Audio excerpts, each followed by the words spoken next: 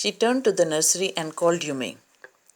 But the children heard her voice and she had to go in for a moment and smile at them and play with the baby boy, now nearly 3 months old. Generally, small children, when they hear their mother, they want to play with her. So they heard her voice and she had to go and play with them for some time.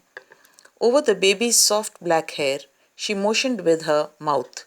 She indicated with her mouth, Yumi, come with me. I will put the baby to bed, Yumi replied. He is ready. So it was the baby's sleeping time. So Yumi said that let me put him to bed, then I'll come. She went with Yumi into the bedroom next to the nursery and stood with the boy in her arms while Yumi spread the sleeping quilts on the floor and laid the baby between them. So she carried the baby in her arms, the mother, that is Hana, and Yumi laid the quilts, sleeping quilts on the floor, and then she put the baby between them. Then Hana led the way quickly and softly to the kitchen. Hana took Yumi to the kitchen. The two servants were frightened at what their master had just told them. Sadao must have told the other two servants about the American. The old gardener, who was also a house servant, pulled the few hairs on his upper lip. Japanese generally have very few hair in place of beard and mustaches. So on his upper lip, he had very few hair and he was pulling at those hair. The master ought not to heal the wound of this white man, he said bluntly to Hana.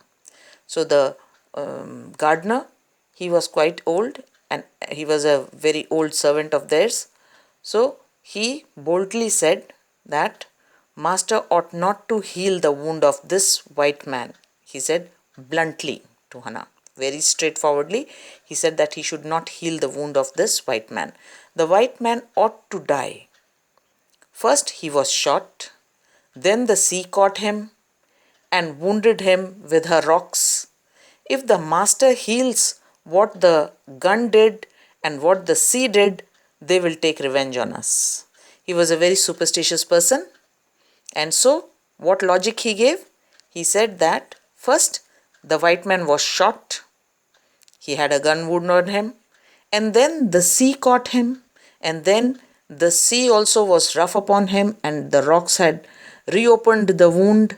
And now, if the master heals what the gun did and what the sea did, they will take revenge on us. So something bad will happen to us. So Sadao, the doctor, should not help the white man. He should not heal his wounds. I will tell him what you say, Hana replied courteously. But she herself was also frightened. Although she was not superstitious as the old man was, could it ever be well to help an enemy? Now, even she was frightened, and she was not very clear in her mind also whether they should help the enemy or not. Nevertheless, she said, Yumi to fetch the hot water and bring it to the room where the white man was. So, nevertheless, she told Yumi to get hot water to the room, take it to the room where the white man was. She went ahead and slid back the partitions. She went in front of her, before her, and she opened the partitions. Sadao was not yet there. Yumi, following, put down her wooden bucket. Sadao was not in the room, and Yumi followed Hana, and she kept the wooden bucket in which she had taken hot water. Then she went over to the white man. When she saw him, her thick lips folded themselves into stubbornness. When she went and saw the white man, her lips folded in stubbornness. She was not happy at all, and very obstinately she looked at him. I have never washed a white man, she said, and I will not wash so dirty a one now.